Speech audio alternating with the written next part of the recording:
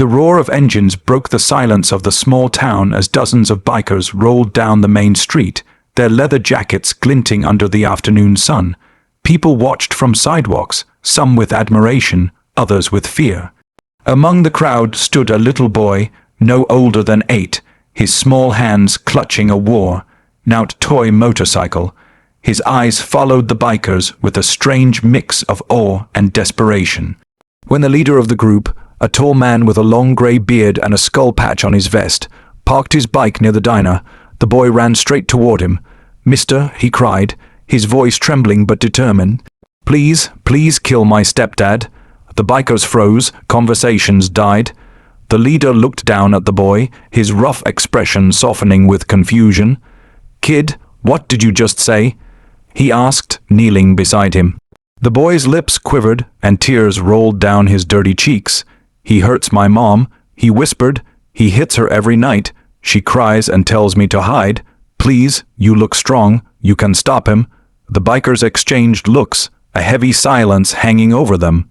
Most of them were ex-soldiers, men who had seen war, pain, and loss. They weren't strangers to violence, but this hit differently. The leader, known as Grizzly, placed a hand on the boy's shoulder. "What's your name, son?" "Ethan." The boy sniffed. "Ethan Cole." Grizzly nodded slowly. "Ethan, we don't kill people," he said carefully, "but we sure as hell don't let men hurt women or kids either. Where's your mom right now?" Ethan pointed toward a small trailer park at the edge of town.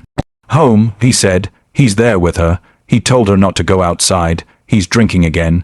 Grizzly stood up, his jaw tightening. "Boys," he called, his voice steady but cold, "mount up." The bikers didn't ask questions. They revved their engines and followed Grizzly toward the trailer park. Ethan rode with him, clutching his waist tightly. The roar of the bikes echoed across the dusty road like thunder rolling in. When they arrived, they saw the trailer. Down, curtains torn, a broken chair lying on the porch. From inside came shouting and then the sound of something breaking. Grizzly's eyes darkened. "Stay here, kid," he said, handing Ethan to one of the bikers. Then he and 3 others walked up to the trailer and knocked once, hard. The shouting inside stopped. A few seconds later, the door swung open and a large man stumbled out, half drunk and angry. "What the hell you want?" he slurred, waving a beer bottle. "You lost or something?" Grizzly didn't answer right away. He stepped forward slowly, his eyes locked on the man's face. "You Ethan's stepdad?" "Yeah," the man sneered. "Why?" Grizzly's fist shot forward like lightning, knocking the bottle out of his hand. Before the man could react, another biker grabbed his arm and twisted it behind his back. The man screamed in pain because, Grizzly growled, his voice low and dangerous, "You've been beating your wife, and you laid hands on that boy." The man spat on the ground. "That's none of your damn business." Grizzly leaned in close, his face inches away. "It is now." He nodded, and 2 bikers pinned the man against the trailer wall. "You ever touch them again," Grizzly said, his voice calm but deadly, "I swear on my colors we'll come back, and you'll pray we only talk next time." The man's eyes darted around in panic. You can't threaten me," he shouted. "I'll call the cops," a Grizzly smirked. "Good idea. Tell them you've been abusing your wife and terrorizing a kid. See how that goes." The man froze, his mouth opening but no words coming out. Then Grizzly stepped back and motioned to one of his men. "Check inside." The biker entered the trailer and came out moments later with Ethan's mother, her face bruised, one eye swollen. She looked frightened but relieved when she saw her son. "Mom," Ethan cried, running to her. She knelt and hugged him tightly, sobbing into his shoulder. The bikers stood silently, watching the moment. Grizzly walked over to her. "Ma'am," he said softly, "you're safe now. He won't touch you again. We'll make sure of it." She nodded through tears. "Thank you," she whispered. "I didn't know what to do." Grizzly handed her a card. "There's a women's shelter 2 towns over," he said. "They'll help you get away from him. We'll ride with you there if you want." She looked at the card, then at her son, and back at Grizzly. "Please," she said, "I can't stay here anymore." Grizzly smiled faintly and nodded. "Then let's roll." The bikers helped her pack what little she had while Ethan stayed close to his mother, holding her hand.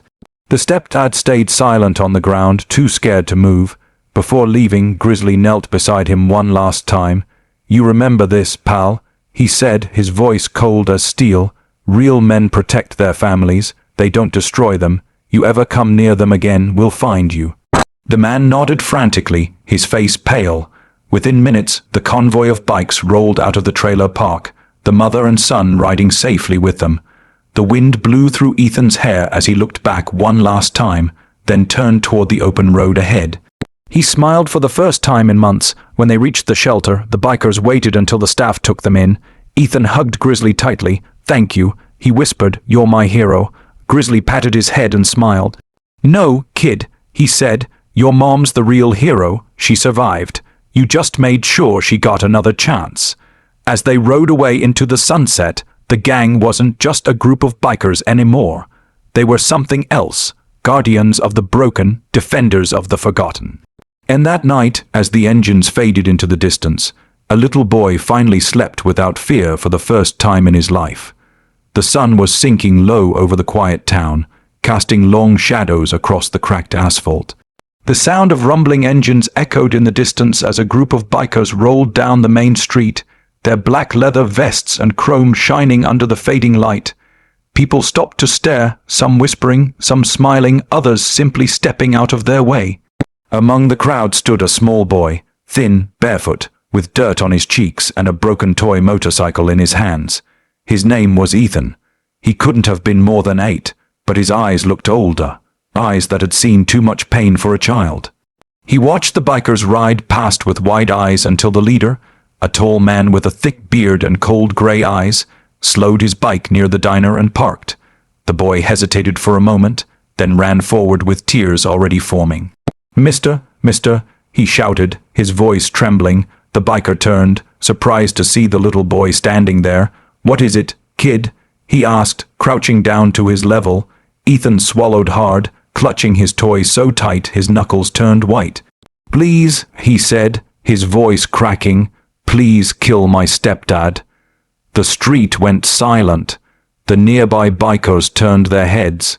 Even the sound of engines idling faded beneath the weight of that one desperate plea.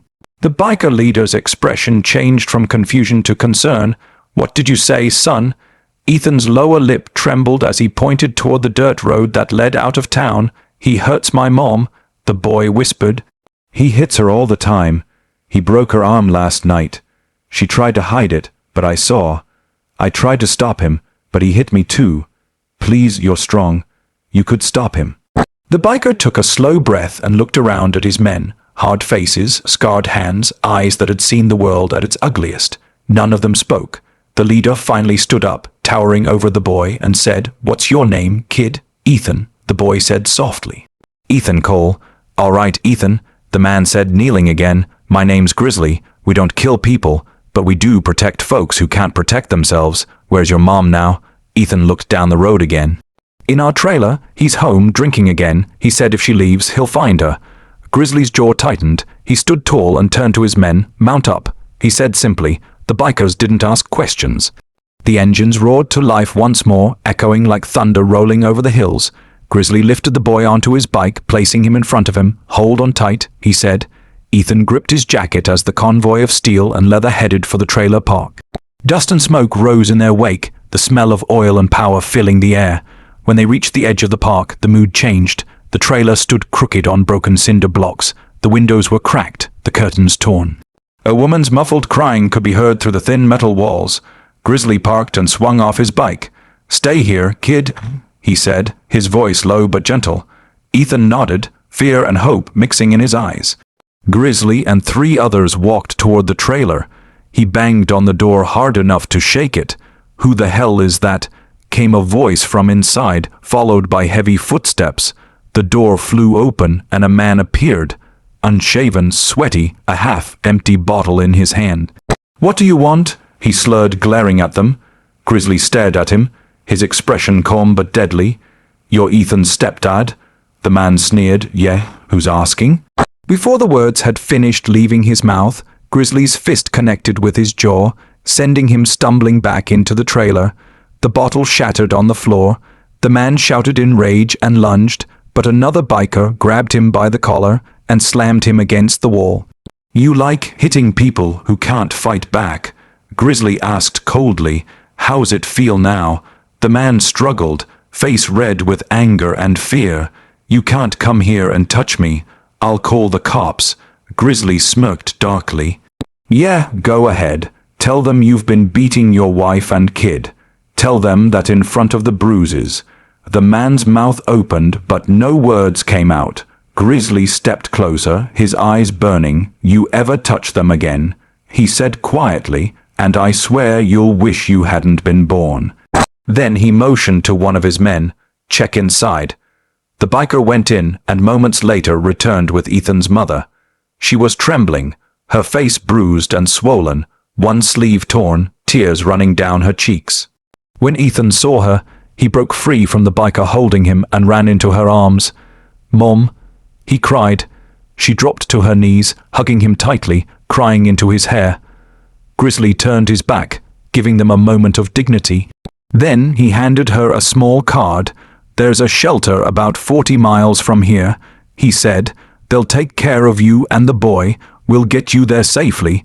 She nodded, unable to speak through her tears. Grizzly looked back at the Stepdad still pinned against the trailer. "If she leaves and you try to follow, we'll know," he said, "and if we have to come back." He didn't finish the sentence, but the look in his eyes was enough. The man nodded frantically, shaking with fear. The bikers helped load a few of her things, an old bag, a photo frame, a few clothes. When everything was ready, she climbed onto the back of one of the bikes, and Ethan rode again with Grizzly. As they rode away, Ethan looked back once. His stepdad stood on the porch, a broken man watching helplessly as the thunder of engines faded. For the first time, the boy felt free. When they reached the shelter, the woman thanked them through tears, gripping Grizzly's hand tightly. "I don't know how to thank you," she said. Grizzly gave her a small smile. "You just did," he said, by walking away. Ethan looked up at him and hugged him tightly. "You saved us," he whispered. Grizzly knelt, meeting his eyes. "No, kid," he said. "You saved her. You spoke up when it was hardest. That takes more courage than any of us have." Ethan smiled through his tears, clutching his toy motorcycle. As the bikers rode away into the sunset, the engines roared like a promise that somewhere out there, when the world turned dark, someone would always rise to protect the innocent. That day, the boy who once begged strangers for help finally learned that heroes don't always wear capes. Sometimes they wear leather, ride steel, and carry the heart of warriors who never stop fighting for what's right.